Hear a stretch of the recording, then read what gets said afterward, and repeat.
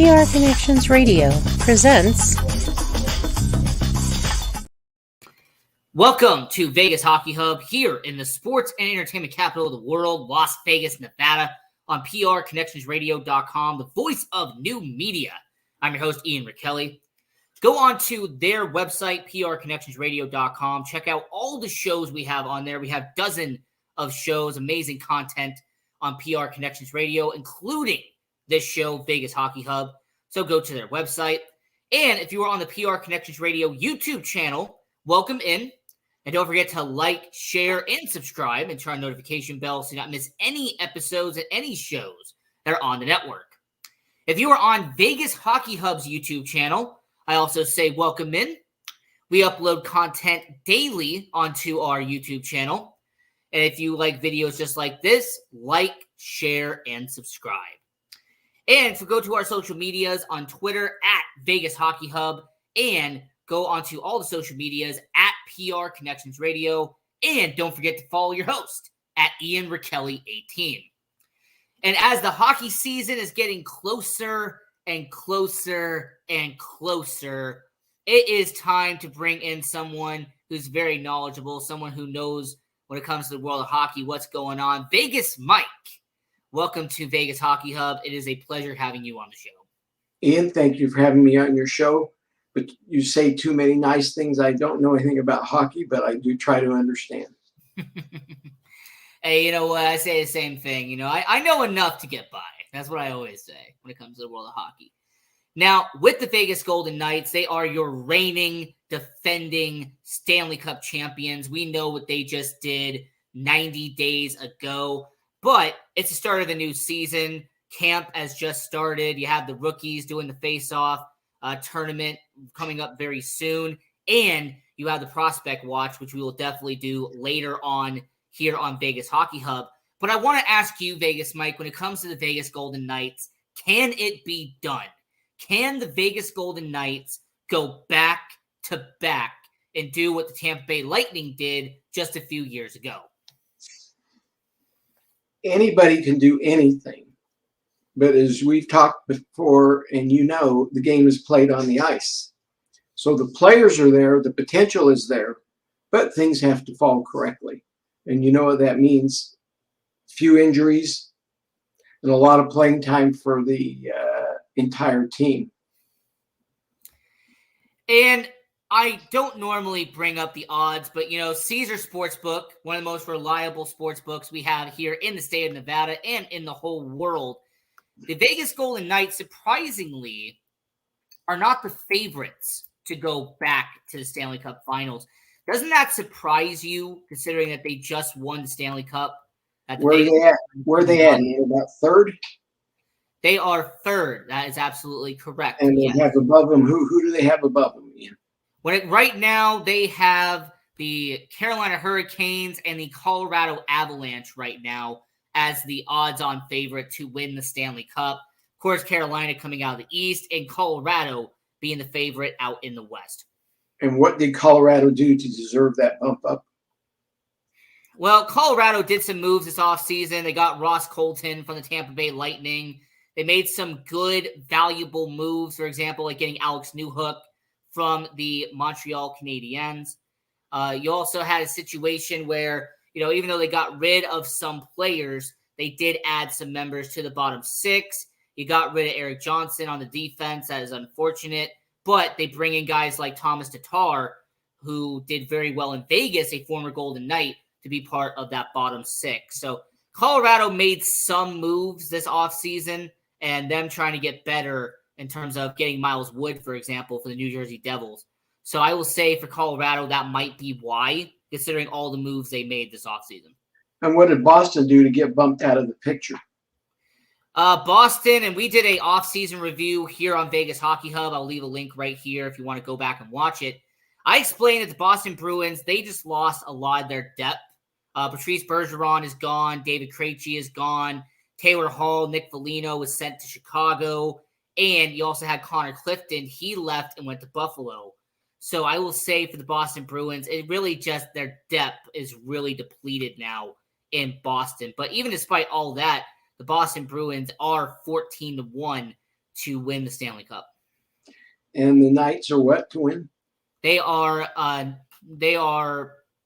10-1. And of course, Carolina being above Boston is probably one of the more surprising, even though Boston lost some people. I don't see where Carolina is that much better than Dallas, for instance, or than Boston.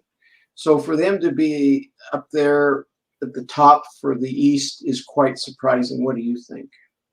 So I will say about Carolina, they are 7-1 right now. Colorado 8-1, Carolina 7-1. They're actually the odds-on favorite to win the entire thing. And really that has to go based off the fact that Carolina swung for the fences this offseason. They went and got Michael Bunting from Toronto. Dmitry Orlov came over from Boston.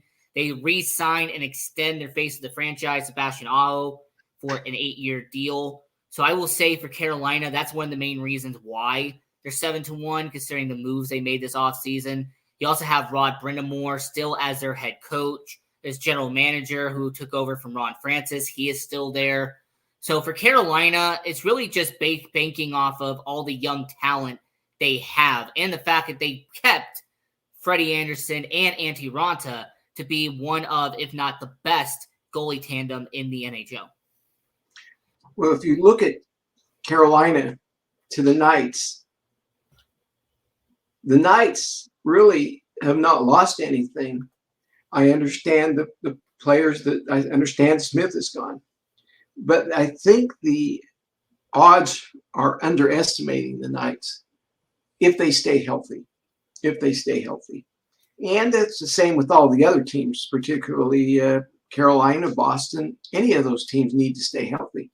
But I think the odds are a little off. Now, I don't know who's making the bets that create those odds. Obviously, the bets are coming in to trigger those odds. The betting house has set up the odds, but the bets are also coming in to support it. So it's quite a surprising, and I would suggest maybe a little too early to say that Carolina could be 7-1. I think Colorado's always competitive. Boston's competitive. Edmonton not being in there is a surprise.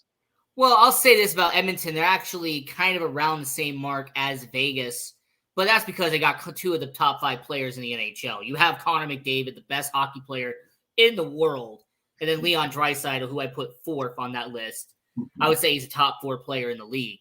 I mean, as long as you have McDavid, as long as you have Draisaitl, Stuart Skinner's got to stay healthy and stay there all year long. Jack Campbell's got to be a reliable backup. But I will say with Edmonton, I believe they are around 9-1 as well. There's like 4 or 5 teams that are around the 9-1, 10-1 category when it comes to the Vegas Golden Knights. Well, 7-1, 9-1, 10-1 is not a big spread in differential. So a few bets here and there could change that. But I would say Carolina's probably a little too optimistic at this point, and Boston's a little too underrated. I would say the Knights are a little underrated, and Colorado's a little overrated, and Edmonton's a little underrated. I would say Colorado being put above Vegas and Edmonton is probably a little too enthusiastic by the odds makers. Just my basic assessment. Now, I would go ahead. Sorry. Go ahead. I would say as the season unfolds, obviously we'll know a lot more. But again, I think it comes down to injuries. So the odds makers must be betting that the Knights get injured a lot. That's the only thing I can think. The Knights are being a little bit on the older side of all the teams. Not old, but on the older side. I think they're above the midpoint. There must be some betting odds going there that people get hurt. What do you think, Ian?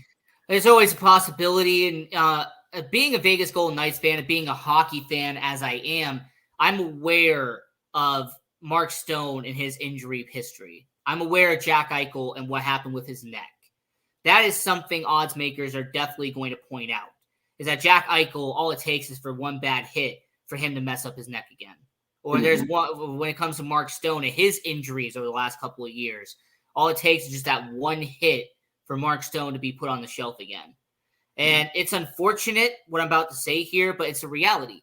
Vegas Golden Knights, a lot of their players are in their late 20s to early 30s. So when you have guys who are older, the likelihood of getting injured and the more likelihood that you are going to re-injure is possible. So I understand why the Golden Knights are 10-1. I comprehend it. I agree with you, Vegas, Mike. Vegas is underrated considering they are the reigning defending Stanley Cup champions. And considering the Colorado, they're on the same level as Edmonton. They're kind of below. I will say that them being the third best in the Western Conference, that will not do. And since I support this team, by the way, I do want to quickly mention that since I have family there, the Seattle Kraken are 30-1 to win the Stanley Cup. Now, and rightfully so. And I'm not going to jump out and say Seattle is going to win it, but considering what they did last year, considering what they did, that's pretty impressive, though. That entering year 3, Seattle is 30-1 to win the Stanley Cup. That's not bad, but 30-1 probably is right. But I would say the Knights are being penalized a little bit for their age. That is understandable, but then they're not being given credit for their experience. I think what last year proved was experience topped age, experience topped youth. There was no doubt about it. And I think that's what Pittsburgh's trying to do, for instance, is saying, hey, that worked pretty good for Vegas. Let's move to it. So I think experience tops age, and I think several teams are seeing that. And youth is always nice. And it's good to be able to run 100 miles instead of 50, but it doesn't mean you're smart enough or talented enough or experienced enough. So I don't think the Knights are being given enough credit for their experience in the betting odds. No, they are not. And also considering the fact that the odds makers have the Golden Knights at 101.5 for the over and under. When it comes to points, 101 for the Vegas Golden Knights. I find that to be a bit disrespectful according to the odds makers. Now, I will mention the Pittsburgh Penguins since you did mention them. Riley Smith, former Golden Knight, now in Pittsburgh. They make that massive trade to get Erik Karlsson from San Jose to be alongside Chris Letang. Now you have Sidney Crosby, you have Evgeny Malkin, Riley Smith. You have a lot of these veterans in Pittsburgh. They are 22-1 to win the Stanley Cup in Pittsburgh. And with them missing the playoffs last year, here's my take on it. I think the reason why Pittsburgh did it is because for the first time in 17 years, Pittsburgh missed the Stanley Cup playoffs. So instead of rebuilding, they decided to, you know what, we're going to go for it, and we're going to see if we can do something before our window is officially over. Okay. I think that, again, my assessment is the Knights are not given enough credit for experience and being over-penalized for age. I think that's why they have Colorado ahead of them, because they're expecting Colorado's mix to be better. They're not penalizing them for age. They're giving them credit for youth. Carolina seems to be getting the credit for age because they are aged a little bit. So I think they're being given credit for experience and not being penalized like the Knights. Edmonton is kind of in the middle. You toss here and a toss there. So I can understand why Edmonton is. But the Knights are a little underrated, not getting credit for the age. But you know what, Ian? I think let's talk a little bit about 2 years from now, 3 years from now. You know, the salary cap goes up to 87.7 million next year, and then 92 million the year after that. I tell you what, there's going to be a lot of room for these experienced players, and there's a lot of teams, including the Knights, that are going to do really good. So if I was these teams, it's good to have all these young guys running around, and they need a place to run around at. But I think with the salary cap going up, those that are going for experience are going to be much more successful in the NHL, because what this low salary cap, and I call it low in today's age of salaries in professional sports, but what it's done is it's made you go for 2/3 youth, 1/3 experience.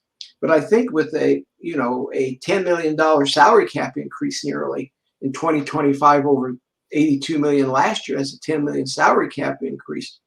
Experience is going to become a lot more valuable, and I believe the teams that are more highly experienced in are going to be getting more credit than they have in the past. So the odds makers are going to have to change their attitude a little bit and their way of looking at it. And the odds makers are definitely have to change their attitude, but I also believe the salary cap going up is going to benefit one team, and that is our Vegas Golden Knights. Because if you have $10 million more in salary cap in 2025 than you did in 2022, that means Vegas isn't going to have to be in a cap crunch like they have the last 2 years. I mean, everyone in Vegas knows about the Vegas Golden Knights pretty much exploiting the long-term IR to their advantage. Everybody knows they put players on long-term IR to get around the cap hit, and then when somebody else gets injured, they have to put somebody out. Like you mean Tampa Bay didn't? I think Tampa Bay did for a little bit. I know Montreal did for a little bit. But when it came to Vegas, it was notorious during the Mark Stone situation how they were kind of moving around the long-term IR to make all the money work. Is that notorious or is that intellectual? It's intellectually notorious. I think that's a play on adverbs there. But let's talk about it. I think it's actually quite brilliant. I mean, the rules are what the rules are, and the league made them. And so if the leagues are going to make those kind of rules, they're going to have to – the other teams get the same opportunity as the Knights. There's no difference. They can all do the same thing, but I think they got so ingrained in this thing that we need 2/3 youth, 1/3 experience to stay under the salary cap that I believe they are having problems breaking out. And what the Knights has taught the league, in my view, is particularly as the salary cap is going up, is you need a better mix of experience than you do youth. This thing about, we're going to go out and have half a team or 2/3 of a team of youth, and so we can make the playoffs 4 years from now, is not going to cut it. Fans and these prices of these tickets, the fans are not going to cut it with the fans. I know Las Vegas has a very nice premium in their ticket prices, but so do some other teams. Do you think people want to pay these prices for a team that can't get out of the cellar? No, eventually it's going to catch up. So the salary cap increase has got to encourage those teams that don't want to live in the past to change to the future, which is you got to have experienced people. And the Knights approved it, and I think they're going to continue to prove it for the next few years. Now, here's my idea on what you said. It's kind of a two-parter. So first of all, you will pay premium tickets if it's like an original 16. If it's Chicago, if it's Montreal, if it's Boston, it's Toronto. It doesn't matter how bad your team is. It doesn't matter how bad their team is. You mean the Red Wings? It's still going to be a premium. You think the Red Wings get a premium up there? I'll say absolutely. Little Caesars Arena, top 2 arena in the NHL. Detroit Red Wings have a passionate fan base. I get to meet some of them here in Vegas from time to time.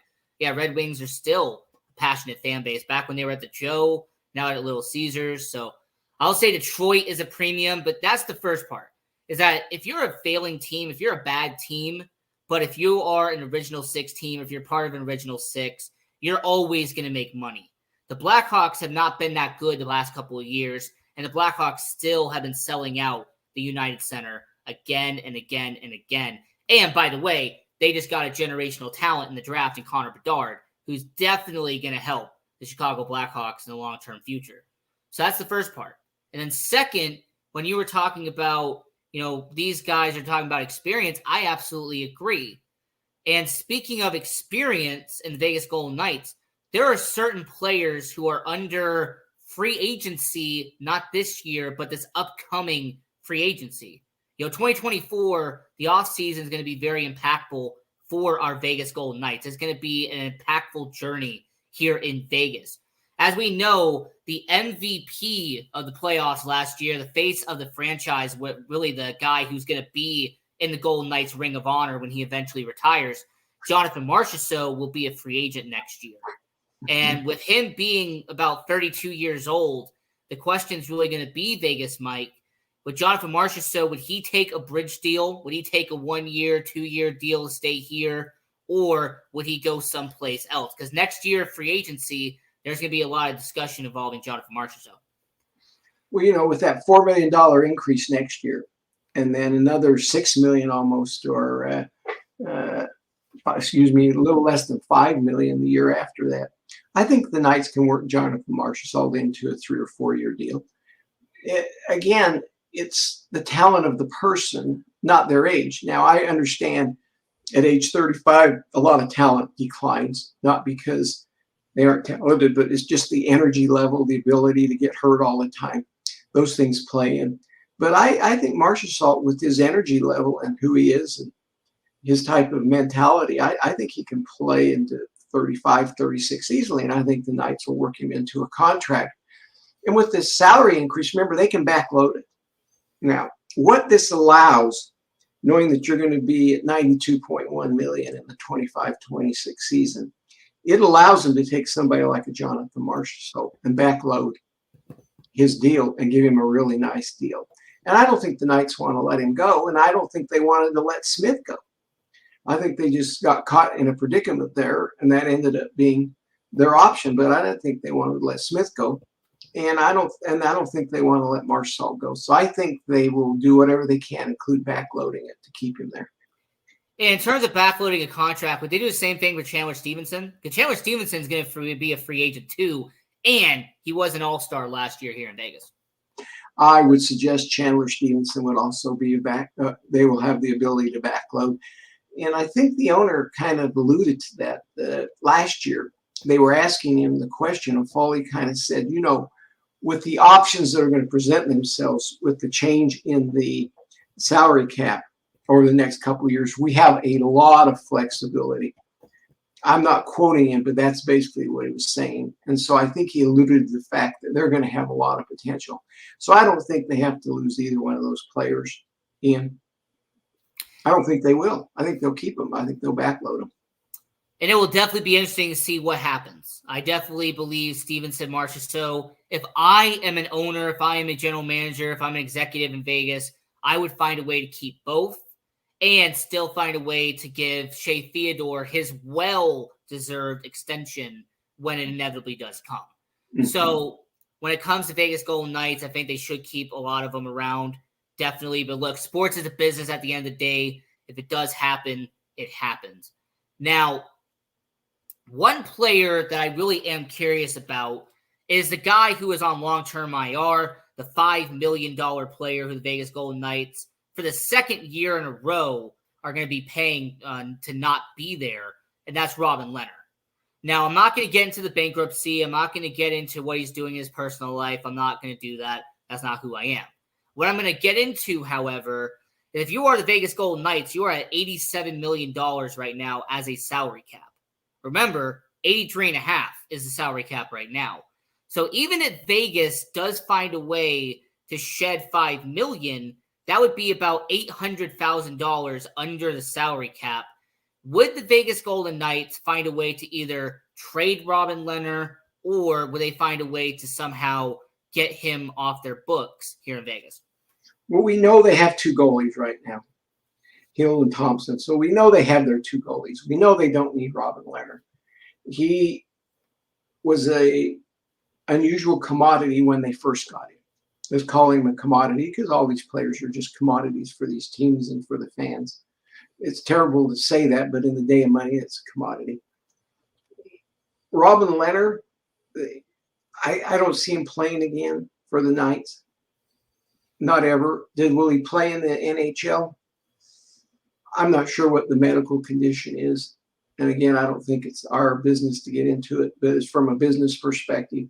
I'm not sure he'll ever play again in the NHL on a consistent basis. He may be in there for a couple games here or there.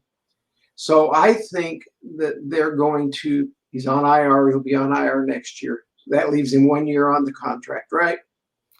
That would be 2 more years, actually. 2 more. What year does his contract expire? I thought it expired in 25. 2025, yeah. So if it's this year, then it would be, yeah. So there'll be yes, that's what I mean. Year after this year, he'll be on IR. Next year, they will be exposed, but they can buy it down. Remember, they're going to have that extra money under the salary cap, so they can buy him out.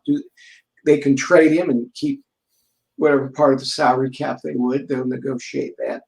But him playing on a consistent basis, I don't see it any place. Could he be a backup?